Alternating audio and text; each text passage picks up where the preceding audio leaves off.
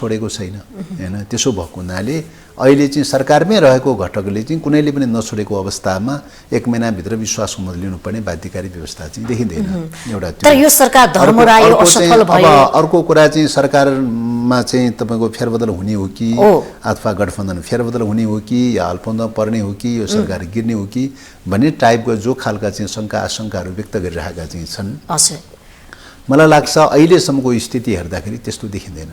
कुनै कोणबाट मात्रै हेर्नु हुँदैन भन्ने चाहिँ हो। तर प्रश्न त उठाएको छ नि त यो सरकारलाई। अब त्यही त मैले अघि नै भनिहालेँ नि, यो विगत कालको पक्रापुर्जी जारी गरेको उपप्रधानमन्त्री जस्तो मान्छेलाई सत्ता पक्ष र विपक्षको जो ह्याङओभर छ हैन, जो संसदवादी ह्याङओभर छ, त्यसले के गर्छ त भन्दाखेरि कहिले पनि मिल्न नदिने चाहिँ सरकार पक्ष र विपक्षको बीचमा कहिले पनि मिल्न नदिने, दलहरू बीचमा कहिले पनि मिल्न नदिने चाहिँ एकले अर्कोलाई छोइछिटो गर्ने, एकले अर्कोलाई निषेध गर्ने, एकले अर्कोलाई ध्वंस गर्ने खालको चाहिँ जुन प्रकारको परम्परागत खालका चिन्तन प्रवृत्तिहरू छन्, त्यो चिन्तन प्रवृत्ति नै माने बाह्य शक्ति केन्द्रहरू खेलिरहेका चाहिँ छन्।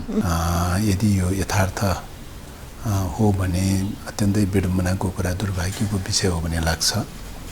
अब भुटानी शरणार्थीको नाममा नेपालीहरूलाई विदेश पठाउने भन्ने कुरा चाहिँ यो भ्रष्टाचारीको केस मात्रै होइन, यो राष्ट्रियतासँग जोडिएको केस पनि हो।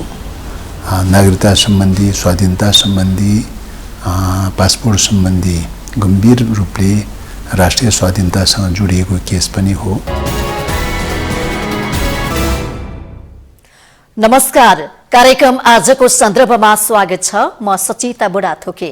सन्दर्भमा हामी विशेष गरी मुलुकको पछिल्ला राजनीतिक घटनाक्रमका विषयमा बहस गर्नेछौँ। मुलुकमा वैशाख 10 गते उपनिर्वाचन सम्पन्न भयो। यो निर्वाचनको मत परिणामपछि अब मुलुकको राजनीति कसरी अगाडि बढ्ला भनेर आम मानिसको चासो पनि थियो। तर अहिले हेर्ने भने यो सरकारलाई समर्थन दिएको राष्ट्रिय स्वतन्त्र पार्टीले आफ्नो समर्थन भने फिर्ता लिएको छ। जबकि समर्थन फिर्ता भइसकेपछि अब प्रचण्डले फेरि पनि विश्वासको मत लिनुपर्ने हो कि भनेर आम मानिसको चासो पनि छ। तर गठबन्धनको बैठक बसेर के निष्कर्ष निकालेको छ भने प्रचण्डले फेरि पनि विश्वासको मत लिनु पर्दैन भनेर भनिसकेको छ। यो आधिकारिक निष्कर्ष हो या होइन र अब उहाँले विश्वासको मत लिनुपर्छ या पर्दैन, लिनु पर्यो भने तेस्रो पटक फेरि हुनुपर्ने छ। यो विषयमा पनि चर्चा गर्नेछौँ र सँगसँगै अहिले निकै गरमको विषय बनेको छ भ्रष्टाचारका कुरा अहिले आइरहेको छ बजारमा। हेर्ने भने अहिले नेकपा एमालेका सचिव हुनुहुन्छ टोपबहादुर रायमाझी, उहाँ अमेरिका पठाइदिने भन्दै नक्कली शरणार्थी बनाएर 50 लाखसम्म ठगीका कुरा पनि अहिले बजारमा आइरहेको छ, समाचारहरू आइरहेका छन्। यो विषयमा पनि आज हामी चर्चा गर्नेछौँ र सँगसँगै अब ठुल्ठुला भ्रष्टाचारका फाइलहरू खोलिनेछन् भनेर प्रचण्डज्यूले बोलिसक्नु भएको छ। मुलुकको प्रधानमन्त्री हुनुहुन्छ, यति बेला यो सरकारको प्रशंसा पनि हुन थालेको छ। अब यसरी भ्रष्टाचार गर्ने, ठगी गर्ने व्यक्तिलाई ठगी गरेर विदेश पठाइन्छु भन्ने लाखौं कुम्लाउने, करोडौं कुम्लाउने व्यक्तिहरू अब छुट्न सक्दैनन् भन्ने खालको कुरा पनि आइरहेको छ। यो विषयमा पनि चर्चा गर्नेछौँ र सँगसँगै माओवादीको आगामी रणनीति के हुन्छ, माओवादी अब कसरी मुलुकको राजनीति, आर्थिक, सामाजिक विषयमा अगाडि बढ्छ, जनताका थुप्रै समस्या छ, महँगी बढेको छ, भ्रष्टाचारका कुराहरू त जताततै छत्ताछुल्ला भएर पोखिएको छ। विभिन्न काण्ड, ठुल्ठुला काण्ड, विगतका काण्डहरू पनि यहाँलाई स्मरण छँदैछ। ती काण्डहरू पनि अब आउँछ कि आउँदैन बाहिर, यो विषयमा पनि चर्चा गर्नेछौँ र सँगसँगै यो गठबन्धन रहन्छ या रहँदैन, यो गठबन्धन 4 वर्ष 5 वर्ष जान्छ या जाँदैन, बीचमा फेरि नयाँ गठबन्धन बन्ने हो कि भन्ने आम मानिसको आशंका पनि रहेको छ। जबकि नेकपा एकीकृत समाजवादी पार्टी, माओवादी, नेपाली कांग्रेसको आलो पालो गरेर सरकार चलाउने भन्ने जुन खालको सहमति भएको थियो, त्यो सहमति पालना कतिको हुन्छ यो विषयमा पनि चर्चा गर्नेछौँ। सान्दर्भिक विषयमा बहस गर्नको लागि आज हामीले बोलाएका छौँ नेकपा माओवादी केन्द्रका महासचिव हुनुहुन्छ देव गुरुङ। आउनुहोस् उहाँलाई स्वागत गरौँ। स्वागत छ यहाँलाई। धन्यवाद। अब सान्दर्भिक विषयवस्तु प्रशस्तै छन्, त्योभन्दा पहिले जनताले सुन्न चाहेको, तपाईँ पार्टीको महासचिव हुनुहुन्छ, तपाईँका पार्टीका अध्यक्षज्यू मुलुकको प्रधानमन्त्री हुनुहुन्छ, उहाँकै नेतृत्वमा गृह सचिव पनि, गृहमन्त्री पनि तपाईँकै पार्टीको हुनुहुन्छ। अहिले एउटा नक्कली शरणार्थी बनाएर मानिसलाई विदेश पठाउने, व्यक्तिलाई ठग्ने खालको जुन काण्ड आयो नि, यो काण्डलाई चाहिँ कसरी लिने, अब यो के हो खास? निश्चय पनि यो इस्यु अहिले अनुसन्धानको क्रममा आइरहेको चाहिँ छ। कुराहरू सुन्दाखेरि यदि यो यथार्थ हो भने अत्यन्तै विडम्बनाको कुरा, दुर्भाग्यको विषय हो भन्ने लाग्छ। अब भुटानी शरणार्थीको नाममा नेपालीहरूलाई विदेश पठाउने भन्ने कुरा चाहिँ यो भ्रष्टाचारीको केस मात्रै होइन, यो राष्ट्रियतासँग जोडिएको केस पनि हो।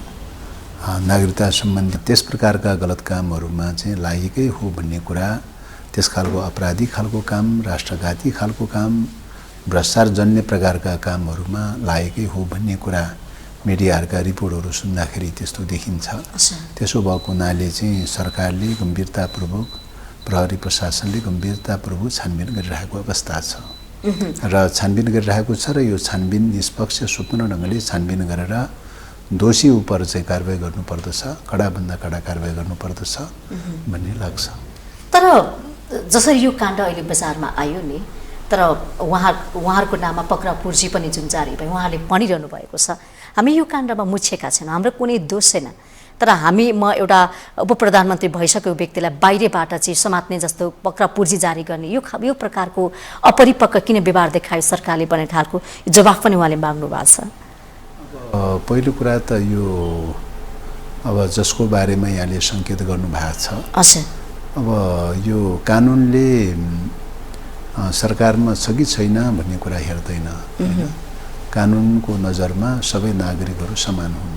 त्यस कारणले गर्दाखेरि कानुनी रूपले दोषी देखिएको अवस्थामा प्रहरी प्रशासनले गिरफ्तार गर्न पाउने प्रकारको अधिकारको कुरा हो, त्यो कानुनले नै व्यवस्था गरेको कुरा हो।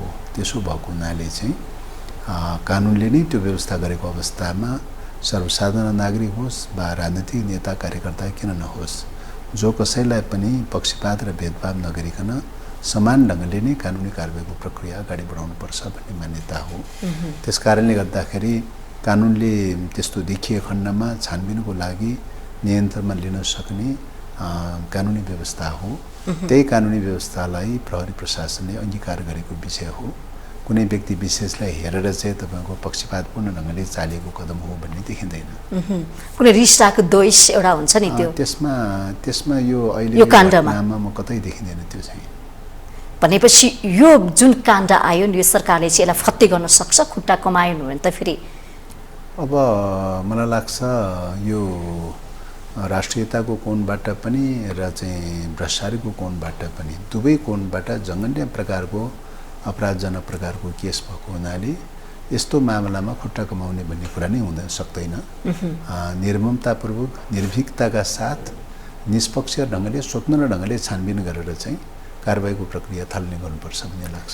यति बेला प्रचण्ड सरकारले राम्रो काम गर्यो है भनेर जनता पनि खुसी भएका छन्, जनताले भनिरहेका छन् यो समाचार आइसकेपछि अब ठेगान लगाउनुपर्छ भनेर। सरकारले गर्न सक्छ, कदम चाल्न सक्छ नि, त यहाँसम्म त राम्रो गर्यो सरकारले। सरकारले सुरुमा भ्रष्टाचारको फाइल त खोलेको छ सरकारले। सरकार सुरुमा गठन गर्दाखेरिको बेलादेखि नै सुशासनको बारेमा कुरा उठाइरहेको अवस्था छ। भ्रष्टाचार निर्मूल गर्नुपर्छ र सुशासन कायम राख्नुपर्छ भन्ने कुरा उठाइरहेको अवस्था छ। सरकारले जारी गरेको न्यूनतम साझा नीति कार्यक्रममा पनि चाहिँ दलहरूको बीचको चाहिँ न्यूनतम साझा नीति कार्यक्रममा पनि सुशासन कायम राख्ने, भ्रष्टाचार निर्मूल गर्ने कुरालाई दृढतापूर्वक प्रतिबद्धता जाहेर गरेको छ।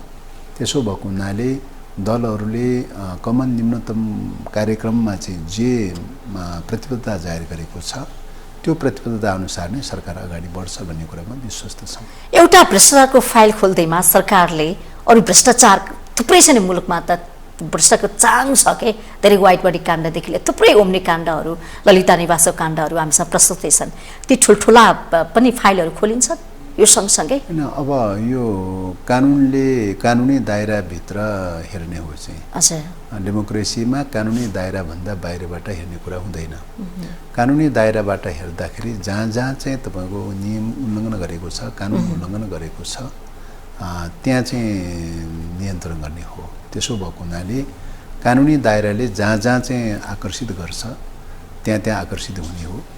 कानुनी दायराले आकर्षित नगर्ने विषयहरूको सन्दर्भमा यो सरकारले गर्ने कुरा हुँदैन भन्ने लाग्छ। त्यस कारणले गर्दाखेरि कानुनले के भन्छ भन्ने कुरा मात्रै हो, होइन। अब मिडियाहरूमा त धेरै कुराहरू प्रचारमा आएका हुन्छन्, कतिपय मिडियाहरू आएका प्रचारहरू तथ्यसम्मत पनि हुन्छन्, कतिपय कुराहरू प्रचारको आधारमा मात्रै आइरहेका पनि हुन सक्छन्। त्यसकारणले गर्दाखेरि प्रचारमा जे जति आएका छन् राज्यले प्रचारमा आएको कुरामा मात्र निर्भर नरहिकन चाहिँ त्यो कुराको आधारमा राज्यको दायित्व निर्वाह गर्ने, राज्यको जिम्मेवारी निर्वाह गर्ने र राज्यका नियम कानुनहरू कहाँ कहाँ उल्लङ्घन भएका छन्, कहाँ कहाँ अनियमित भएका छन् भनेर चाहिँ अवश्य हेर्छ र हेर्दै पनि आइरहेको छ भन्ने लाग्छ। आगामी दिनमा पनि कानुन उल्लङ्घन गरेका भ्रष्टाचारजन्य खालका केसहरूको सन्दर्भमा सरकार छोड्दैन र निर्ममतापूर्वक पहल गर्छ, प्रयास गर्छ भन्ने लाग्छ। यस्तो एउटालाई मात्रै कानुन लाग्ने अनि अर्को चाहिँ खुल्याम हिँड्ने भन्ने कुरा त हुँदैन नि त। त्यस्तो त हुँदैन। थुप्रै काण्डहरू छ नि मुलुकमा, त्यो फाइल त खोलिनुपर्छ। प्रचण्ड सरकारले चाहिँ सुरुवात गर्यो, हामी सम्मान गर्छौँ होइन, तर गरेर देखाउनु पर्यो कि अरू पनि फाइल खोलिनु पर्यो उहाँले। निश्चित रूपले अब कानुनले सरकार पक्ष र विपक्ष पनि भन्दैन, कानुनले यो दल र ऊ दल पनि भन्दैन, कानुनले नेता कार्यकर्ता वा चाहिँ तपाईँको जनता सर्वसाधारण जनता पनि भन्दैन। सबैको नजरमा कानुन समान हो। त्यसो भएको हुनाले चाहिँ विधिसम्मत ढङ्गले नै चल्ने कुरा हो, विधिको शासनलाई लागू गर्ने कुरा हो, विधिसम्मत ढङ्गले चल्ने कुरा हो। विधिले जसले विधि उल्लङ्घन गरेको छ त्यहाँ नियन्त्रण गर्ने कुरा हो। प्रचण्ड सरकारले यी भ्रष्टाचारीलाई कारवाही गर्न सक्नुहुन्छ, कानुनको ठेगान लाग्न सक्नुहुन्छ? मतलब पुष्टि भएको आधारमा, कानुनी रूपले प्रमाणित भएको आधारमा, पुष्टि भएको आधारमा जोसुकै माथि पनि कारवाही गर्न राज्य दृढ छ भन्ने लाग्छ। तर निकै कठिन छ भन्छन् फेरि, हेर्नुहोस् त अहिले हेर्ने भने। अब कठिन नहुने भन्ने त हुँदैन, कठिन त हुन सक्छ। जसुकै चुनौती, जसुकै कठिन भए तापनि राज्य निर्माण गर्ने कुरा, सुशासन कायम राख्ने कुरा निश्चय पनि चुनौतीपूर्ण प्रकारको कार्यहरू हो। त्यसो भएको हुनाले ती चुनौतीहरूलाई सामना गरेरै अगाडि बढ्नुको विकल्प छैन। देश र जनताको लागि, राष्ट्रको लागि ती चुनौतीहरूलाई सामना गरेरै अगाडि बढ्नुपर्छ भन्ने मान्यताकै आधारमा पार्टी, सरकार र नेताहरू अगाडि बढिरहेको अवस्था हो। अब यो सरकारले यस्ता थुप्रै भ्रष्टाचारका कुराहरू अहिले मुलुकमा छरपष्ट छन्, सबैलाई एकपछि अर्को गरेर सबै कुरा व्यवस्थापन गर्छ होइन, सबैलाई कानुनको कठघरामा लानुपर्ने हो कि होइन, पीडितले न्याय पाउनुपर्ने हो कि त्यो चाहिँ गर्न सक्छ, गर्छ, त्यसो भए गरेर देखाउँछ। अब यो यस्तो सरकारले मुख्य रूपमा अनुसन्धान गर्ने हो। पहिलो कुरा त प्रहरी प्रशासनले कुनै पनि केसहरू उठिसकेपछि प्रहरी प्रशासनले अनुसन्धान गर्ने कुरा हो। अनुसन्धानबाट के देखिन्छ, अनुसन्धान गर्नुपर्ने, छानबिन गर्नुपर्ने, त्यो ठहरदेखि नै प्रकारका घटनाक्रमले पुष्टि हुने खालका, प्रमाणित हुने खालको देखियो भने अदालती न्यायिक प्रक्रियाबाट अगाडि बढ्ने कुरा हो होइन। पुष्टि हुने खालको देखिएन भने, छानबिनको क्रममा त्यस्तो देखिएन भने त्यो अरू प्रक्रिया अगाडि बढ्ने विषय पनि परेन। त्यस कारणले गर्दाखेरि सुरुमा त कुनै पनि इस्युहरू उठ्ने बित्तिकै छानबिनकै प्रक्रिया अवलम्बन गर्नुपर्ने हुन्छ। छानबिनको क्रममा प्रहरी प्रशासनले, गृह मन्त्रालयको नेतृत्वमा प्रहरी प्रशासनले चाहिँ गम्भीरतापूर्वक लागिरहेको छ। घटनाक्रमहरू जे जस्ता घटनाक्रमहरू देखिरहेका छन् त्यसबारेमा गम्भीरतापूर्वक लागिरहेको छ, छानबिनकै क्रममा छ। त दोषी उम्कने, भाग्ने, हराउने, लुक्ने यो प्रवृत्ति छ नि नेपालमा। अब यो यसले गर्दाखेरि घटना प्रभावित हुने हो कि तत्कालको लागि होला, कोही फरार होला, कोही के होला, कोही भाग्ने, कोही लुक्ने हुन सक्ला। तर सत्य तथ्यहरू छिप्ने र छिपाउने कुरा चाहिँ कुनै पनि दिन गएर त्यो उजागर हुन्छ भन्ने लाग्छ। तर त्यो सधैँ नै त्यो छिपिरहन्छन्, लुकिरहन्छन् भन्ने कुरा होइन चाहिँ। त्यसो भएको हुनाले ढिलो चाँडो होला, समयले थोरै ढिलो र चाँडो कुरा त हुन सक्ला, तर चाहिँ यदि कुनै पनि प्रकारको अपराध गरेको छ भने त्यो अपराध कुनै न कुनै समयमा गएर त्यो उजागर हुन्छ भन्ने लाग्छ। विगतमा यस्ता काण्डहरू पर्दाफास भए तर बिस्तारै सेलाउँदै गए, हराए, कसैले पनि चासो दिएन। अब होला विगत कालमा सीमाहरू रहँदै रहे, बहसमा पनि आए, सीमाहरू रहँदै रहेन भनेर भन्न नसकेला। सीमा रह्यो होला, कमजोरी रह्यो होला, निर्ममतापूर्वक, दृढतापूर्वक कदम चाल्न नसकेका घटनाहरू पनि होलान्। तर अब त्यसैबाट शिक्षा लिने कुरा हो। विगतमा त्यस्तो भयो भन्ने कुराको आधारमा फेरि त्यही रूपले रिपिट गर्नुपर्छ भन्ने कुरा होइन, त्यही दोहोऱ्याउनुपर्छ भन्ने कुरा होइन। त्यसबाट शिक्षा लिएर निर्ममताका साथ दृढतापूर्वक कानुनसम्मत ढङ्गले अगाडि बढ्ने कुरा नै हो। यो घटनामा चाहिँ सत्य, तथ्य, निष्पक्ष चाहिँ यो सरकारले बाहिर निकाल्छ, जनतालाई सही सूचना दिन्छ। सत्य तथ्य अब त यहाँसम्म आइसक्यो नि, अब त्यो के हो भने कुरा त जे जस्तो भएको चाहिँ छ ती कुराहरू उजागर हुन्छन्, समयक्रममा सबै उजागर हुन्छ। अब यहाँ अधिकांश नेकपा एमालेका नेताहरू परेका छन् हैन यो घटनामा हेर्ने हो भने। पहिलेका माओवादी अब यो पार्टी त्यो पार्टी भन्ने प्रश्नबाट नहेरौँ भन्ने लाग्छ। यो त्योसँग होला घटनाक्रमले प्रसङ्ग सन्दर्भ जोडिँदै जाँदाखेरि चाहिँ हुनसक्छ कुनै पक्षको धेरै पर्न पनि सक्छ, तर चाहिँ यो पार्टीको र त्यो पार्टीको भनेर खोज्ने विषय चाहिँ होइन। यो चाहिँ के हो त भन्दाखेरि संविधान अथवा कानुन राज्यको सुशासनलाई उल्लङ्घन गरेर चाहिँ अनियमितता कहाँ गरेको छ, राष्ट्रघाती कहाँ गरेको छ, जनघाती कहाँ गरेको छ, कहाँनिर भ्रष्टाचारी गरेको छ भन्ने कुराको आधारमा खोजी गर्ने विषय हो त्यसलाई नियन्त्रण गर्नका लागि। त्यस कारणले गर्दाखेरि यो पार्टी त्यो पार्टी तर सरकारले विपक्षी दलका नेतालाई टार्गेट बनायो भन्ने कुरा आरोप पनि लागेको छ। अब यो चाहिँ तपाईँको यो सत्ता पक्ष र विपक्षीको जुन खालको चाहिँ परम्परागत खालको पार्लिमेन्ट्री सिस्टमको जो ह्याङओभर छ, त्यो ह्याङओभरले कतिपय मान्छेहरूले त्यो खालको त्यो ढङ्गले पनि तन्काउने कोसिस गरिरहेका हुन्छन्। तर हामी सुरुदेखि नै भनिरहेका छौँ कि अहिलेको नेपालको एउटा स्थितिमा राजतन्त्र समाप्त भएर गणतन्त्र स्थापना भएको र गणतन्त्रले संस्थागत रूपले विकास गरिरहेको चरणमा दलहरूमाथि ठुलो जिम्मेवारी आएको छ। त्यसो भएको हुनाले दलहरूले गम्भीरतापूर्वक सबैको आपसी सहमति र सद्भावको आधारमा अगाडि बढ्नुपर्छ। प्रतिस्पर्धा भनेर भनेको त वैचारिक र नीतिगत प्रश्नहरूको सन्दर्भमा मैत्रीपूर्ण ढङ्गले प्रतिस्पर्धा गर्ने विषय हो। अन्यथा चाहिँ मेजर इस्युहरूमा डेमोक्रेसीको रक्षा गर्ने इस्युमा होस् कि राष्ट्रियताको रक्षा गर्ने इस्युमा होस् कि भ्रष्टाचार नियन्त्रण गर्ने इस्युमा होस् कि यी यस्ता कमन प्रकारका मेजर प्रकारका जो इस्युहरू छन् त्यस्ता इस्युहरूमा साझा सहमति गरेरै अगाडि बढ्नुपर्छ। यदि दलहरूको बिचमा साझा सहमतिका साथ, समझदारीका साथ, राष्ट्रिय सहमतिका साथ अगाडि बढ्न सकेन भने राज्य कमजोर बन्छ। राज्य कमजोर हुने बित्तिकै अपराधी घटनाक्रमहरू बढ्दै जान्छ। राज्य कमजोर हुने बित्तिकै अस्थिरता र अराजकता बढ्दै जान्छ। राज्य कमजोर हुने बित्तिकै राष्ट्रियता नै कोल्याप्स हुने दिशामा जान्छ। त्यसकारणले गर्दाखेरि राष्ट्रलाई बलियो बनाउने, भ्रष्टाचार उन्मूलन गर्ने, राज्यलाई प्रभावकारी ढङ्गले सञ्चालन गर्ने, सुशासन दिने कुरा चाहिँ सबैको कमन कुरा हो भन्ने लाग्छ। त्यसले कमन कुरामा चाहिँ सबै आपसी सहमति सद्भावका साथ नै अगाडि बढ्नु पर्दछ। यो पक्ष र त्यो पक्ष भनेर चाहिँ लेभल लगाएर आरोप लगाएर चाहिँ एकले अर्कोलाई निषेध गर्ने कोणबाट मात्रै हेर्नु हुँदैन भन्ने चाहिँ हो। त प्रश्न त उठाएको छ नि त यो सरकारले। अब त्यही त मैले अघि नै भनिहालेँ नि, यो विगत कालको सत्ता पक्ष जारी गरेको उपप्रधानमन्त्री जस्तो मान्छेलाई सत्ता पक्ष र विपक्षको जो ह्याङओभर छ हैन, जो संसदवादी ह्याङओभर छ त्यसले के गर्छ त भन्दाखेरि कहिले पनि मिल्न नदिने चाहिँ सरकार पक्ष र विपक्षको बिचमा कहिले पनि मिल्न नदिने, दलहरू बिचमा कहिले पनि मिल्न नदिने चाहिँ एकले अर्कोलाई छोइछिटो गर्ने, एकले अर्कोलाई निषेध गर्ने, एकले अर्कोलाई ध्वंस गर्ने खालको चाहिँ जुन प्रकारको परम्परागत खालका चिन्तन प्रवृत्तिहरू छन् त्यो चिन्तन प्रवृत्ति नै माने बाह्य शक्ति केन्द्रहरू खेलिरहेका चाहिँ छन्।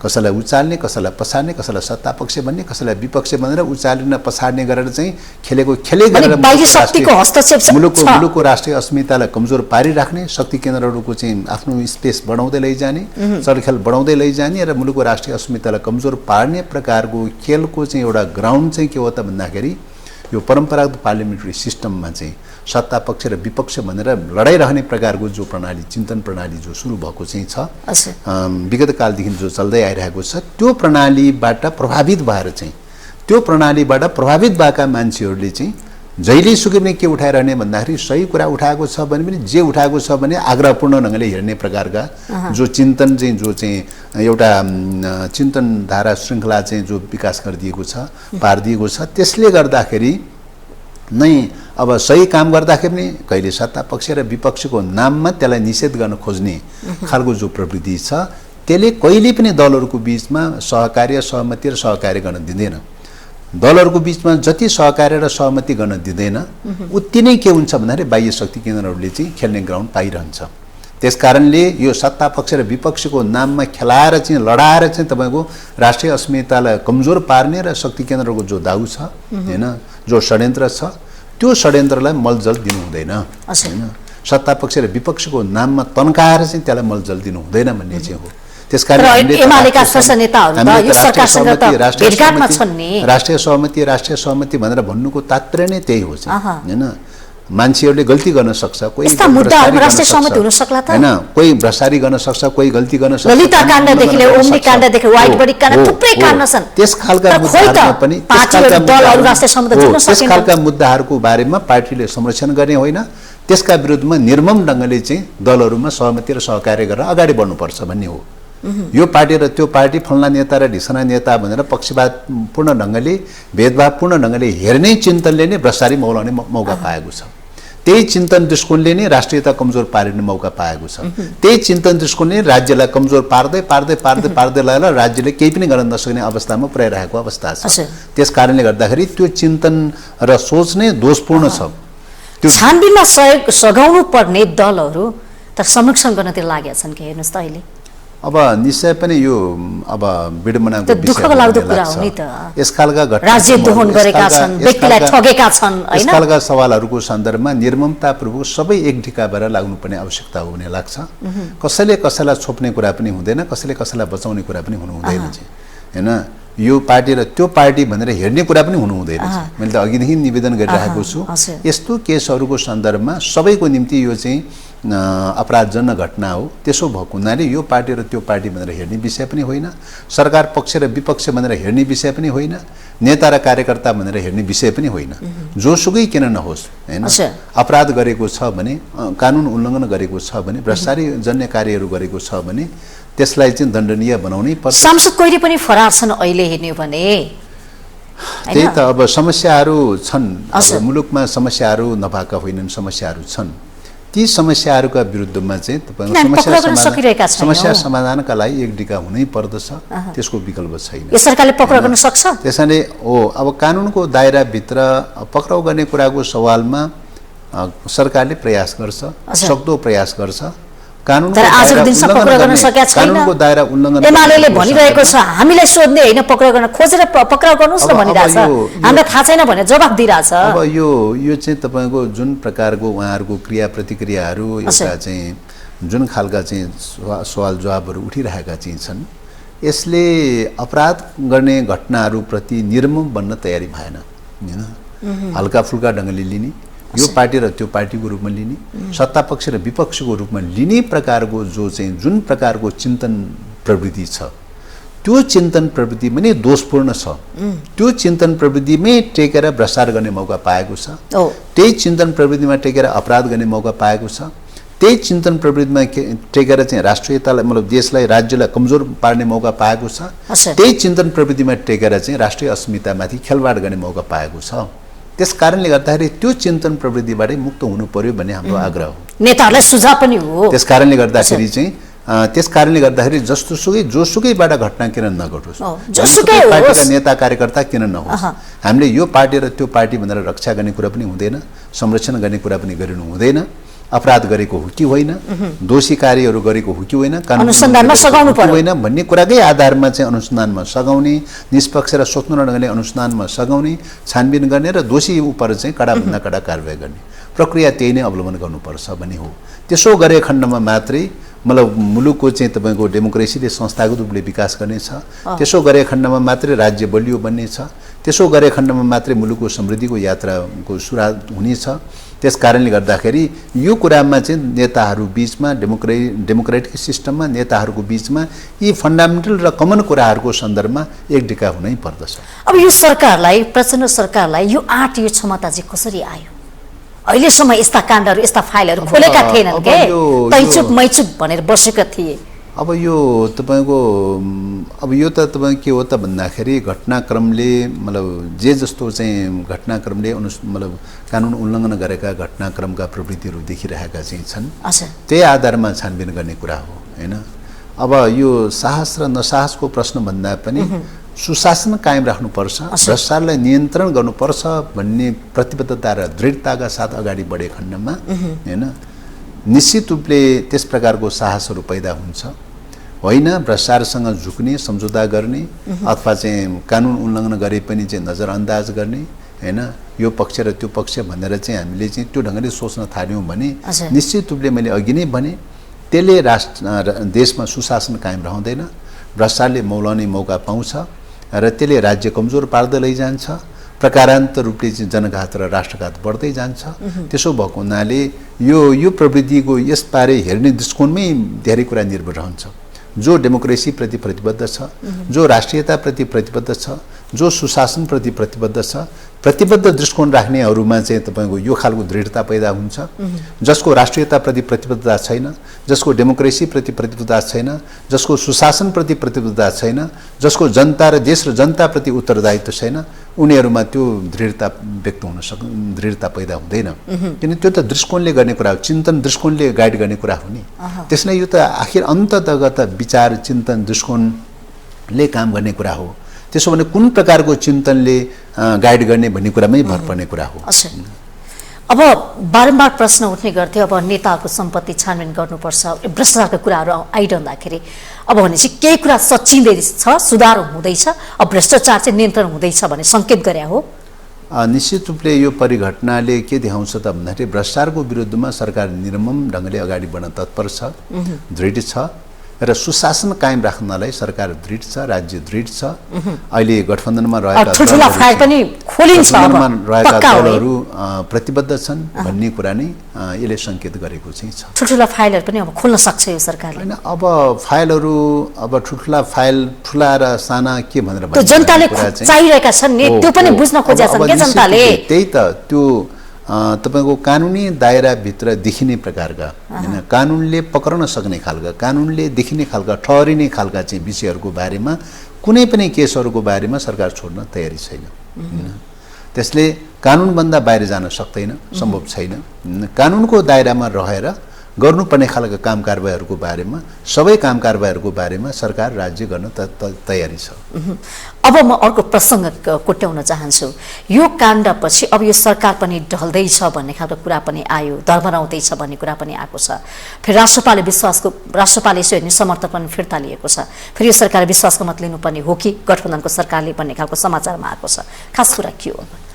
अब पहिलो कुरा त अब राष्ट्रपाको सन्दर्भमा जुनसुकै विचार आस्था राख्ने भएको भए तापनि मल्टिपार्टी डेमोक्रेसीमा रासोपा दल जन्मेको छ र जनताले एउटा मत दिएर चाहिँ सदनमा पनि आएको छ। त्यो अवस्थामा हामीले सबैसँग राष्ट्रिय सहमतिका साथ सहकार्य गर्नुपर्छ भनेर भनिरहेको अवस्थामा रासपालाई पनि राष्ट्रिय सहमतिका साथ नै सरकारमा रहेर सहभागी बनेर अगाडि बढौँ भनेर आग्रह गरिरहेको कुरा हो हैन। तर पछिल्लो समयमा उहाँले सरकारबाट समर्थन फिर्ता लिने भनेर चाहिँ फिर्ता गर्नुभयो। त्यो उहाँहरूको शत्रुताको कुरा हो। दलीय प्रणालीमा सरकारमा रहनुपर्छ पर्दैन, कुरा मिल्दा रहने नमिल्दा नरहने खालका चाहिँ सोचहरू हुनै सक्दैन भनेर भन्न सकिँदैन। दलीय प्रणालीमा त्यो शत्रुता छ। त्यसो हुँदाहुँदै पनि हाम्रो आग्रह चाहिँ के हो त भन्दाखेरि अहिले चाहिँ मुलुकको स्थिति एउटा सङ्कटपूर्ण अवस्था रहेको स्थितिमा सबै दलहरू मिलिजुली सरकारमा रहनुपर्छ, राष्ट्रिय सहमतिमा अगाडि बढ्नुपर्छ भनेर आग्रह गरिरहेको हो। तर उहाँहरू तयारी केमा कुरा मिलेन, विचार मिलेन र उहाँहरू बाहिरिनु भयो। अब यसमा यहीँनिर कुरा नमिलेको भन्ने कुरा पनि त्यस्तो किटानी त देखिँदैन। किन त भन्दाखेरि अब उहाँले जुन खालका प्रस्तावहरू कुराहरू जो राख्नु भएको थियो, अब गृह मन्त्रालय सहित चाहिँ शिक्षा मन्त्रालय, श्रम मन्त्रालय सहित चारवटा मन्त्रालय, पहिले 3टा मन्त्रालय थियो, उहाँले अहिले 4वटा मन्त्रालय दावा गर्नुभयो हैन। दोस्रो कुरा गृह मन्त्रालय पनि दावा गर्नुभयो हैन, एउटा त्यो। अब तेस्रो कुरा चाहिँ तपाईको यो नीति कार्यक्रम पनि चाहिँ परिमार्जन गर्नु, त्यसमा असन्तुष्टि जानु भएको छ उहाँले। चौथो कुरा चाहिँ सरकार सञ्चालनको लागि मन्त्रीहरूलाई पूर्णतया स्वतन्त्रता दिनुपर्दछ, प्रधानमन्त्रीले कुनै पनि प्रकारको हस्तक्षेप गर्नुहुन्न भन्ने टाइपको भावको पनि देखिन्छ। यस्तो खालका कुराहरू देखिन्छ। अब यसमा अब यी कुराहरू कतिपय कुराहरू सिस्टमसँग पनि आकर्षित भएको देखिन्छ भन्ने लाग्छ। अहिले प्रधानमन्त्रीय प्रणाली हो। अहिले संविधानले परिकल्पना गरे अनुसार संविधानले सरकार सञ्चालन सम्बन्धी, मन्त्री परिषद सञ्चालन सम्बन्धी जुन क्षेत्राधिकार दिएको छ र त्यही क्षेत्राधिकारको आधारमा सरकार चल्ने कुरा हो। त्यो क्षेत्राधिकारलाई प्रभावित हुने गरिकन जान सक्ने कुरा हुँदैन चाहिँ, पहिलो कुरा त्यो। दोस्रो कुरा चाहिँ तपाईको राज्य सञ्चालनको सन्दर्भमा एउटा नर्म चाहिँ स्थापित गर्ने प्रयास भइरहेको छ।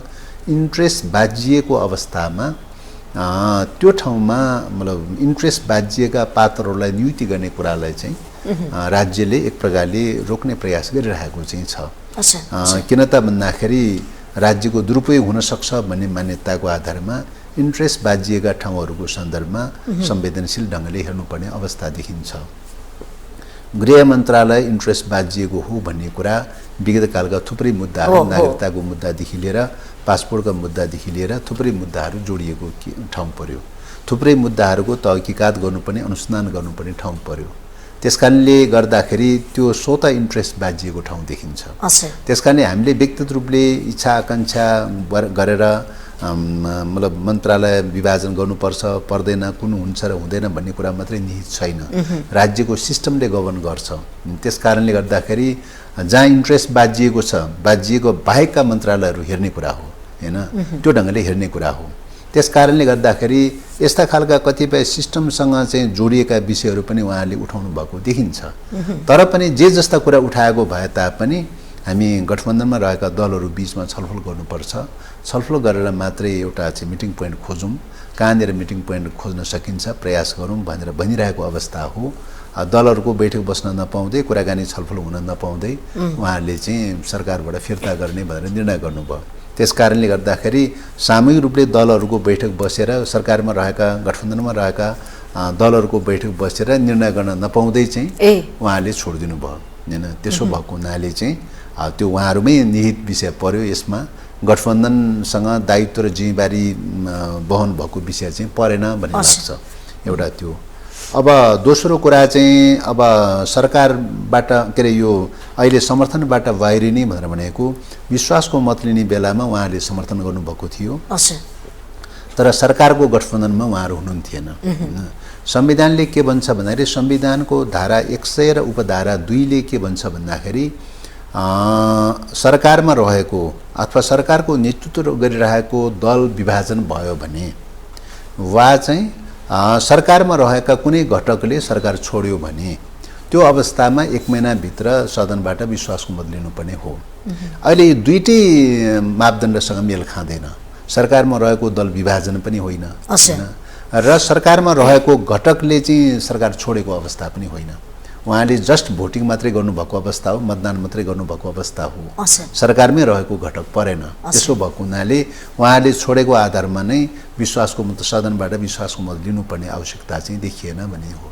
भनेपछि गठबन्धनको निष्कर्ष यही हो। त्यही निष्कर्ष हो। र अर्को कुरा निश्चित रूपले अहिले त्यस्तो देखिँदैन। अब अहिले सरकारमा रहेका कुनै घटकले चाहिँ राजीनामा दियो छोड्यो भने चाहिँ 1 महिनाभित्र विश्वासको मत लिनुपर्ने हो। अहिले सरकारमै रहेका घटकले त कुनैले पनि छोडेको छैन हैन। त्यसो भएको हुनाले अहिले चाहिँ सरकारमै रहेको घटकले चाहिँ कुनैले पनि नछोडेको अवस्थामा 1 महिनाभित्र विश्वासको मत लिनुपर्ने बाध्यकारी व्यवस्था चाहिँ देखिँदैन एउटा। तर यो सरकार धर्मरायो असफल भयो। अर्को कुरा चाहिँ सरकारमा चाहिँ तपाईको फेरबदल हुने हो कि अथवा गठबन्धन फेरबदल हुने हो कि या अल्पमतमा पर्ने हो कि यो सरकार गिर्ने हो कि भन्ने टाइपको जो खालका चाहिँ शङ्का आशंकाहरू व्यक्त गरिरहेका चाहिँ छन्। मलाई लाग्छ अहिलेसम्मको स्थिति हेर्दाखेरि त्यस्तो देखिँदैन। राष्ट्रपाले सरकार छोडेको आधारमा मात्रै त्यस्तो परिस्थिति देखिँदैन, त्यस्तो स्थिति देखिँदैन। सरकार अल्पमतमा पर्ने सरकार त्यो खालको त्यस्तो केही देखिँदैन। सरकार निरन्तरतामा जान्छ र फेरि अर्को सत्ता बन्ने त्यो सम्भावना छैन। अर्को सम्भावना पनि म अहिले तत्काल देख्दिनँ चाहिँ। प्रयास त होला, कसैले प्रयास त गरिरहेकै होला।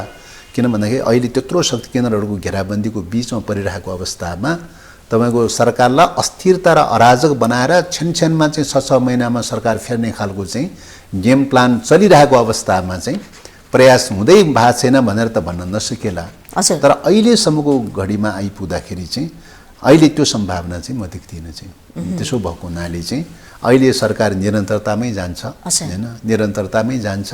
अहिले नै त्यस्तो अदलाबदली हुने खालको परिस्थिति चाहिँ म देख्दिनँ।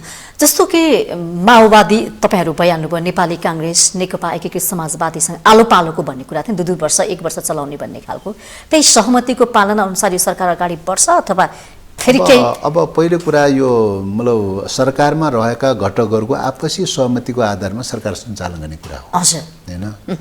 अब मन्त्रीमण्डलका सिटहरू आलो पालो गर्ने कुराको बारेमा पनि समझदारीकै आधारमा हुने कुरा हो हैन। को कसले के जिम्मा लिने र नलिने भन्ने कुरा सरकारमा रहेका घटकहरूको कार्यविभाजनसँग जोडिएको विषय पर्यो। त्यसो भएको हुनाले त्यो त आपसी सहमतिबाट तय हुने कुरा हो।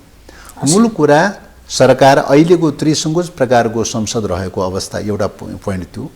दोस्रो पोइन्ट चाहिँ विभिन्न शक्ति केन्द्रहरू खेलिरहेको र राष्ट्र कमजोर बनिरहेको अवस्था हैन। यो दुईटा पोइन्ट, राष्ट्रियता कमजोर बनेको अवस्था र त्रिसङ्कुच प्रकारको संसद बनेको अवस्था रहेको अवस्था, यो दुईटा कारणले गर्दाखेरि अहिले दलहरूको बीचमा कोलिसनमा जानुको विकल्प छैन। सबै दलहरूको बीचमा मिलिजुली चाहिँ राष्ट्रिय सहमति गरेर जानुपर्छ भनेर भनेको हो। जुन दलहरू चाहिँ तयारी भयो त्यही रूपले गठबन्धनमा रहेको छ। जुन दल तयारी भएन अब उहाँहरू विपक्षमा बसिरहनु भएको छ।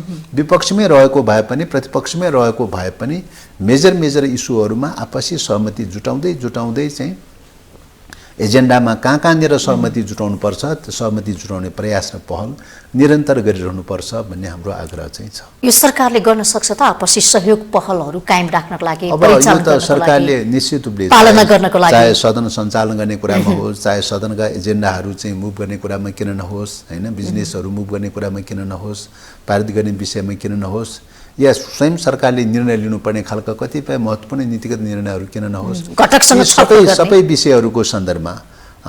विषयहरूको सन्दर्भमा मेजर विषयहरूको सन्दर्भमा आपसी सहमतिमै अगाडि बढ्ने कुरा हो।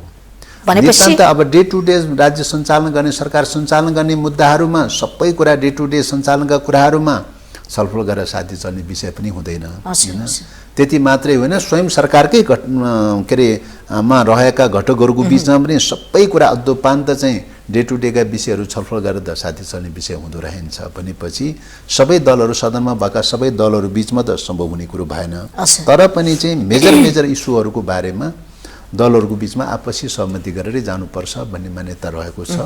र त्यस्तै गरिकन सरकारमा रहेका घटकहरूको बीचमा त अझ बेसी रूपमा चाहिँ छलफल गर्दै एउटा कमन धारणा बनाएर अगाडि बढ्नुपर्छ भनेर चाहिँ लागिरहेको अवस्था छ। र त्यही कमन धारणाको आधारमा डे टु डे प्रधानमन्त्रीदेखि लिई मन्त्रीहरूले डे टु डेको फङ्सन गर्दै लाने कुरा हो भन्ने लाग्छ। गठबन्धनभित्र दरार छ कि छैन, विवाद मतभेदहरू? अब अहिले त्यस्तो खालको चाहिँ सङ्कटकै अवस्थामा पुग्ने खालका मतभेदहरू त त्यस्तो केही देखिँदैन हैन। अब दलहरू भनेपछि विचारकै आधारमा दलहरू बन्ने हो हैन, र बहुदल भन्ने बित्तिकै बहुविचारको आधारमा बन्ने कुरा हो दलहरू चाहिँ। त्यसैले फरक दलहरू रहेको हुनाले मतभेदै हुँदैन भन्ने कुरा त निरपेक्ष रूपले त्यसरी त सोच्नु हुँदैन।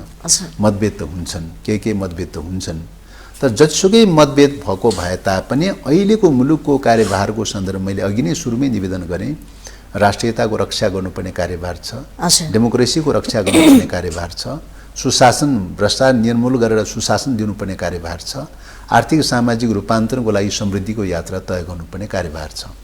मेजर रूपमा यी चारवटा कार्यभारहरू चाहिँ छन्। यी चारवटा कार्यभारहरू पुरा गरेर अगाडि बढ्नुपर्छ भन्ने कुरामा चाहिँ गठबन्धनमा रहेका दलहरूको चाहिँ साझा मान्यता छ। त्यही साझा मान्यता भएकै कारणले गर्दाखेरि न्यूनतम साझा कार्यक्रम चाहिँ सार्वजनिक भएको पनि छँदैछ। चारैतिर फर्किएको छ यो गठबन्धन, एक हुन सक्ला त? अब दलहरू स्थायित्व दिन सक्ला त? दलहरू निश्चित रूपले आफ्ना विचार अनुसार फरक हुने कुरा स्वाभाविक कुरा हो। जतिसुकै फरक भए पनि मैले अघि नै निवेदन गरेँ, जतिसुकै फरक भए पनि यी चारवटा बेसिक कुराहरूको बारेमा एकै ठाउँमा पुगेको हुनाले सरकारमा सँगै यात्रा तय भइरहेको छ र सँगै यात्रा तय भइरहेको हुनाले साझा न्यूनतम कार्यक्रम पनि सार्वजनिक भएको चाहिँ छ। साझा न्यूनतम कार्यक्रम पनि सबै आपसी सहमतिकै आधारमा सबै दलका नेताहरूले साइन गरेरै त्यो सार्वजनिक भएको विषय हो। त्यसो भएको हुनाले चाहिँ साझा न्यूनतम कार्यक्रममा नै प्रतिबद्धता जो जारी गरेको छ त्यही मान्यताको आधारमा कमन पोइन्टको आधारमा अगाडि बढ्ने कुरा हो। बिचमा नेताहरू यताउता गर्ने चलखेल गर्ने त्यो खालको अब भविष्यको बारेमा त ग्यारेन्टी त कसैले भन्न सकिँदैन। भविष्यको कुरा त ग्यारेन्टी भन्ने कुरा त कसैको पनि केही हुँदैन। तर अहिलेसम्मको यात्राको क्रममा अहिलेसम्मको परिस्थिति हेर्दाखेरि चाहिँ गठबन्धनमा रहेका दलहरूको बीचमा निरन्तर रूपले यो गठबन्धन जान्छ भन्ने नै देखिन्छ। नीति कार्यक्रमको आधारमा साझा नीति कार्यक्रम जो तय भएको छ त्यो मान्यताको आधारमा चाहिँ यो गठबन्धन निरन्तरतामै जान्छ भन्ने देखिन्छ। अब यो सरकारको 4.5 महिना बिताइसकेको छ, यो सरकारले सरकारको कामको समीक्षा गरौँ, के भयो? अब पहिलो कुरा त टाइम फ्रेमको हिसाबले 4 महिना बितेको 4.5 महिना बितेको भए तापनि परिस्थितिको हिसाबले पनि हेर्नुपर्छ। परिस्थितिको हिसाबले हेर्दाखेरि पुस 10 गतेको परिस्थिति एउटा परिस्थिति थियो, पुस 26 गते अर्को परिस्थिति पैदा भयो हैन। त्यसपछि राष्ट्रपतिको निर्वाचनको बेलामा अर्को परिस्थिति पैदा भयो। त्यसपछिको सरकारको फेरि फागुन 11 पछि अर्को परिस्थिति, फागुन 11 पछि फेरि नयाँ कोर्समा अगाडि बढेको अवस्था छ। फरक फरक परिस्थितिबाट आएको छ। त्यसकारणले गर्दाखेरि फरक फरक परिस्थितिबाट आएको हुनाले त्यो परिस्थितिको सापेक्षतामा नै सरकारको समीक्षा गर्नुपर्छ भन्ने लाग्छ। यसरी हेर्दाखेरि यस्तो विषम परिस्थितिका बावजुद, यस्तो अस्थिरता र अराजक परिस्थितिका बावजुद पनि चाहिँ सरकारले जसरी निरन्तरता दिइरहेको चाहिँ छ, जसरी स्थिरता र स्थायित्व दिइरहेको छ, जसरी राष्ट्रियताको रक्षा गर्ने भूमिका निर्वाह गरिरहेको छ, जसरी डेमोक्रेसीको रक्षा गर्ने भूमिका निर्वाह गरिरहेको छ, जसरी सुशासन दिने प्रयास भइरहेको छ, सीमित स्रोत र साधनका बावजुद पनि चाहिँ हैन विकास निर्माण लगायतका आर्थिक समृद्धिका पाटा पक्षहरू लगायतका कार्यहरूमा सीमित स्रोतका साधनका बावजुद पनि जसरी लागिरहेको छ, यी सबै पाटा पक्षबाट हेर्दाखेरि सरकार नितान्त चाहिँ सकारात्मक दिशातर्फ गइरहेको छ, सही दिशातर्फ गइरहेको छ भन्ने नै देखिन्छ। भनेपछि सरकारले सकारात्मक लय पनि समात्न सकेको छ विकासको लय। निश्चित रूपले भनेपछि यो सरकारले सोचे अनुसारको चाहना अनुसार काम गर्न सक्छ। त्यसो निश्चित रूपले प्रधानमन्त्रीज्यूले पनि भन्नुभएको थियो, यो मेरो अवसर हो, काम गर्ने अवसर मैले पाएको छु, यसमा भरपूर रूपमा म काम गर्छु भन्नुभएको थियो। काम गरेर देखाउनुहुन्छ त्यसो भए? निश्चित रूपले अहिलेको संविधानले को दायरा, कानुनको दायरा, राज्यका संयन्त्रहरूको अवस्था, राष्ट्रिय अन्तर्राष्ट्रिय परिस्थिति, यी सबै परिस्थितिको बीचबाट अधिकतम रूपले जति गर्न सकिन्छ त्यो काम यो सरकारले गर्छ। सरकारले जनताको सेवा दिनको लागि, जनतालाई सुख दिनको लागि जनताको मुद्दाहरुमा चाहिँ कहिले कन्जुसाइ गर्दैन। त्यसो भए अब यस मिटर ब्याजका समस्या, ऋणका समस्या, मैले अघि नै भने पहिलो कुरा मुलुकको संविधान, मुलुकको कानुन, मुलुकको राज्यको प्रशासनको संरचना हैन, अथवा राज्यका संयन्त्रहरूको स्थिति र अहिले दलहरूको अवस्था र दलहरूको आपसी सहमतिको आधारमा चल्नुपर्ने अवस्था र राष्ट्रिय अन्तर्राष्ट्रिय परिस्थिति, यी 4-5 वटा मेजर विषयहरू जो छन्, यी मेजर विषयहरूको दायराभित्र रहेर चाहिँ यो परिस्थितिको सापेक्षतामा अधिकतम रूपले जनतालाई चाहिँ सेवा दिनुपर्ने कामहरू जति गर्न सकिन्छ त्यो गर्छ। त्यो परिस्थितिभन्दा फरक ढङ्गले निरपेक्ष रूपले त सोच्न मिल्दैन। अहिले राष्ट्रिय अन्तर्राष्ट्रिय परिस्थितिभन्दा फरक ढङ्गले चाहिँ तपाईँको जान त सक्ने अवस्था छैन। अहिलेको संविधान, अहिलेको कानुन, अहिलेको राज्यका संयन्त्रहरूको परिस्थिति त्योभन्दा फरक ढङ्गले जान सक्ने अवस्था त छैन। त्यसैको दायराभित्र रहेर राज्यले काम गर्ने, सरकारले काम गर्ने कुरा हो। त्यसैले त्यसको दायराभित्र रहेर सरकारले काम गर्ने कुरामा अधिकतम रूपले चाहिँ पहल र प्रयास हुन्छ। जस्तो अयोग्य लडाकुको लागि 2 लाख दिने भन्ने कुरा पनि एउटा बाँझी हो। यसमा चाहिँ के भन्नुहुन्छ? अब यो त धेरै पहिले नै निर्णय भएको विषय हो हैन। अब क्यान्टोनमेन्टबाट विविध कारणले समायोजनमा जान सकिँदैन भनेर चाहिँ अनमिनको प्रमाणीकरणको आधारमा चाहिँ अयोग्य लडाकु भनेर चाहिँ 4,800 जनालाई चाहिँ त्यो बेलामा क्यान्टोनमेन्टबाट बहिर्गमनमा पारिएको अवस्था हो हैन। र अब बहिर्गमनमा पारिसकेपछि उनीहरूलाई राहत के दिने त भन्ने कुरा त्यही बेलाबाट कुरा चलिरहेको अवस्था हो। र त्यही क्रममा पछिल्लो समयमा तत्कालीन सरकारले अब तत्काललाई अरू राज्यले केही दिन नसके तापनि कमसेकम 2 लाख चाहिँ राहत दिउँ भनेर चाहिँ 2 लाखको राहतको घोषणा निर्णय त्यही बेलामा गरेको कुरा हो हैन। अहिले भएको आएको विषय होइन। तर पछिल्लो समयमा के भयो त सर्वोच्च अदालतमा स्टे अर्डर भयो, मुद्दा पर्यो, स्टे अर्डर भयो, रोकियो। त्यो चाहिँ स्टे अर्डर भयो, लम्बिँदै आयो। पछिल्लो समयको सरकारले पनि यो दिनु पर्यो भनेर पटक सरकारहरूले निर्णय गर्दै आयो हैन। विगत कालमा 73-74 को आर्थिक वर्षमा पनि विष्णु पौडेलजी अर्थमन्त्री भएको बेलामा पनि 2 लाख दिनुपर्छ भनेर चाहिँ बजेटमा पारेको अवस्था हो। तर कार्यान्वयनको पाटोमा चाहिँ सरकारले के भने त भन्दाखेरि कार्यविधि नबनाइकन कार्यान्वयन नगर्नु अथवा विचाराधीन भएको अवस्था भएको हुनाले तत्काल कार्यान्वयन भएन। पछिल्लो समयमा चाहिँ अदालतले आदेश दियो। आदेश के दियो त फैसला गर्यो र के फैसला गर्यो त भन्दाखेरि यो कार्यविधि बनाएर मात्रै वितरण गर्नु भनेर चाहिँ कार्यविधि बनाऊ भनेर चाहिँ सरकारलाई आदेश दियो। अदालतले सरकारलाई आदेश दिइसकेपछि सरकारले के गर्यो त कार्यविधि बनाउने प्रक्रिया सुरु गरेर अहिले कार्यविधि बनाएको कुरा हो। निर्णय गरेको विषय होइन कि अदालतको फैसला अनुसार कार्यविधि बनाएको कुरा हो। तर जनताको लागि सोच्नु पनि सरकार तर आफ्नो पार्टीका कार्यकर्ताको लागि भनौँ न त्यो खालको आरोप पनि लाग्यो नि। अब यो चाहिँ तपाईको अब यो देशको विगतको जनयुद्ध भनेको जनताकै लागि थियो, राष्ट्रकै लागि थियो, कुनै पार्टी विशेषको कुनै व्यक्ति विशेषको मामला थिएन चाहिँ। त्यसकारणले गर्दाखेरि जनताको लागि लड्ने प्रकारका कार्यहरू कुनै पार्टी विशेषको कुनै व्यक्ति विशेषको मामलाको रूपमा सोच्ने जो चिन्तन दृष्टिकोण छ त्यो दृष्टिकोणको दोषपूर्ण दृष्टिकोणको उपज हो त्यो चाहिँ।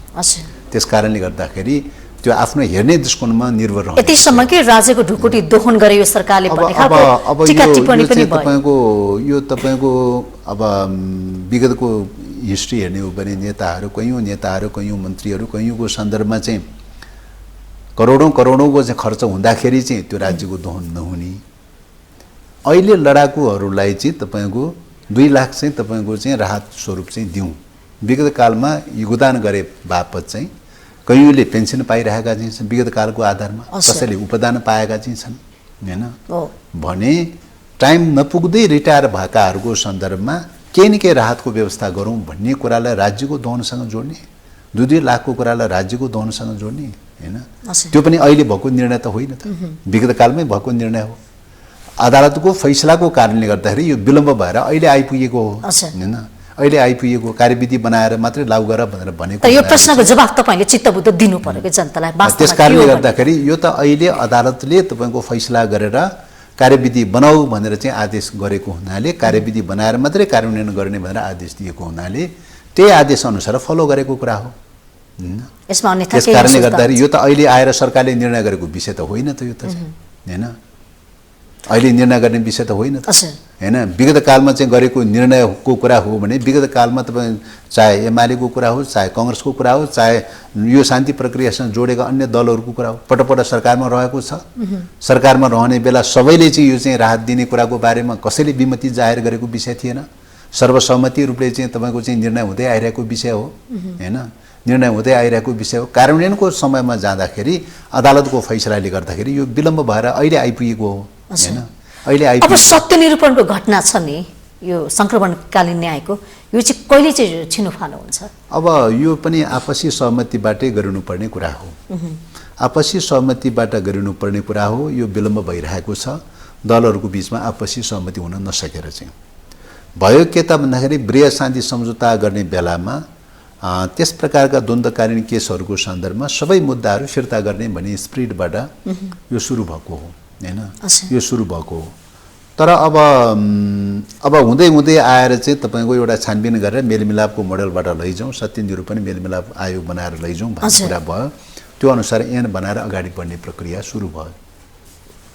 अब यो क्रममा चाहिँ वृहत शान्ति सम्झौतामा हस्ताक्षर गर्ने दलहरूको बीचमा त्यो बेलामा जुन दलहरू सहभागी थिए ती दलहरू ती नेताहरू त मूलतः सबै प्रतिबद्ध हुनुहुन्छ हैन। सबै प्रतिबद्ध हुनुहुन्छ।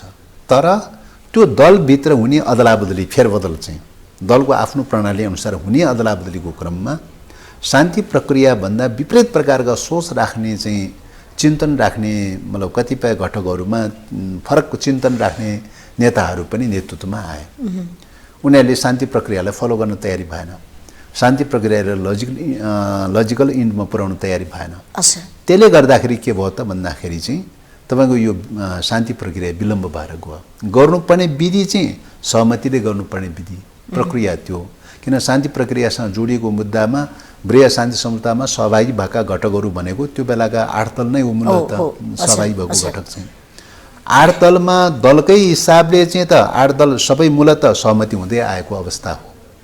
तर भइदियो के त भन्दाखेरि त्यसमा हस्ताक्षर गर्ने चाहिँ नेताहरू त सधैँ जीवित रहने कुरो भएन चाहिँ हैन। कोही अब दलभित्रको अदलाबदलीको क्रममा दलभित्रको चाहिँ तपाईको आफ्नो संगठन प्रणालीको क्रममा नेतृत्व परिवर्तन भयो। नेतृत्व परिवर्तन भइसकेपछि के भयो त पछिल्लो समयमा आएको नेतृत्वले शान्ति प्रक्रियालाई अंगीकार गर्न तयारी भएन। शान्ति प्रक्रियालाई अंगीकार गर्न तयारी नभएको हुनाले अघिल्लो नेतृत्वले अंगीकार गरेको हुनाले अविच्छिन्न उत्तराधिकारी मान्यताको आधारमा अवश्य यो मुद्दा छिनोफानो चाहिँ कहिले हुन्छ, टुङ्गोमा कहिले पुग्छ? त्यसकारण यो समस्याले गर्दाखेरि यो विलम्ब भइरहेको अवस्था हो। त्यसकारण यो सोचमा रूपान्तरण भयो। शान्ति प्रक्रियाप्रति आत्मसातीकरण गर्ने प्रकारको चिन्तन सोच सरकारले चाह्यो भने त प्रचण्ड ज्यूकै नेतृत्वमा सरकार छ। यो चाहिँ तपाईको सरकारको प्रश्नमा मात्र सीमित छैन। किन भन्दाखेरि बृहत शान्ति सम्झौता त्यो बेलाको सरकार मात्रै सीमित रहेको विषय हो त भन्दा त्यो त थिएन त। 7 दलको बीचमा 8 दलको बीचमा सहमति भएर अगाडि बढेको कुरा हो हैन। शान्ति प्रक्रिया त 8 दलको बीचमा सहमति भएर अगाडि बढेको कुरा हो नि, पहिलो कुरा त्यो।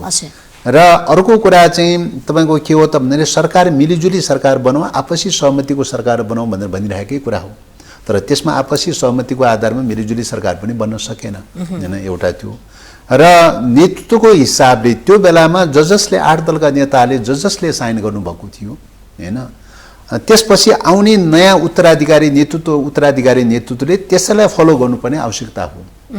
तर भइदियो के र विडम्बनाको कुरा त्यसलाई फलो भइदिएन, फलो भएन।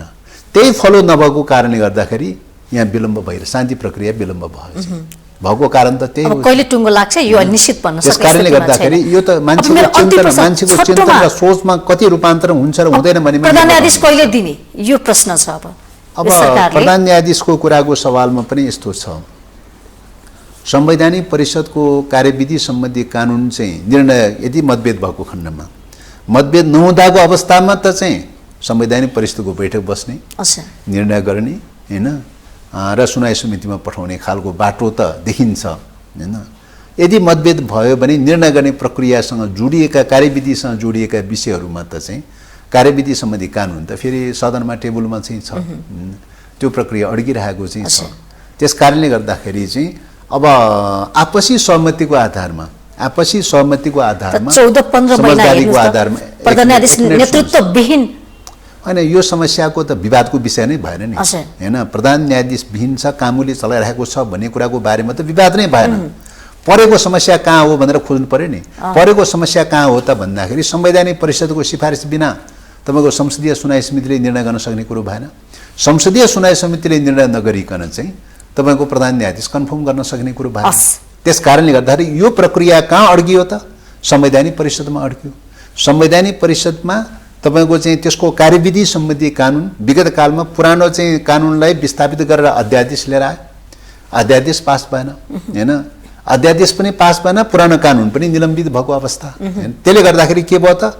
कानुन विहीनताको अवस्था भयो। कानुन मन्त्री पनि पाएको छ, अब चाहिँ फटाफट हुन्छ नि। कानुन विहीनताको अवस्था, कानुन प्रधान न्यायाधीश पाउँछ। हस्, त्यसकारणले कानुन विहीनताको अवस्था भएको अवस्थामा के गर्ने हो त भन्दाखेरि आपसी सहमति भयो हैन, निर्णय हुन्छ, प्रक्रिया अगाडि बढ्छ। आपसी सहमति भएन, मतभेद भयो भने त मतभेदको अवस्थाको कानुन त रिक्तताको अवस्था छ। त्यसकारणले आपसी सहमतिबाट अगाडि बढ्नुपर्छ भनेर चाहिँ प्रयास भइरहेको चाहिँ छ। मैले सुनेको छु भोलि चाहिँ आपसी सहमतिबाट अगाडि बढौँ, कमसे कम चाहिँ कानुन छैन भनेर यसलाई रिक्ततामा नछोडौँ भन्ने प्रकारको कुरामा चाहिँ नेताहरू एउटा अन्डरस्ट्यान्डिङको नजिक पुगेको छ भन्ने कुरा सुनेको छु। आशा छ भोलि सम्भवतः त्यो संवैधानिक परिषदको बैठक बसेर आपसी सहमतिको आधारमा कमसे कम प्रधान न्यायाधीशको सन्दर्भमा आपसी सहमति गरेर सहमतिको प्रक्रियाबाट अगाडि बढ्नेछ भन्ने कुरामा आशा छ। यो विशेष संवादको लागि जुन समय दिनुभयो त्यसको लागि धन्यवाद छ। धन्यवाद। हजुर, कार्यक्रम आजको सन्दर्भमा हामीले बोलाएका थियौं नेकपा माओवादी केन्द्रका प्रभावशाली नेता महासचिव हुनुहुन्थ्यो देव गुरुङ। उहाँसँग विशेष गरी मुलुकको समसामयिक विषयवस्तुमा रहेर बहस गरेका थियौं। कार्यक्रमबाट म पनि बिदा हुन्छु। माउन्टेन टेलिभिजन HD हेर्दै रहनुहोला। नमस्ते।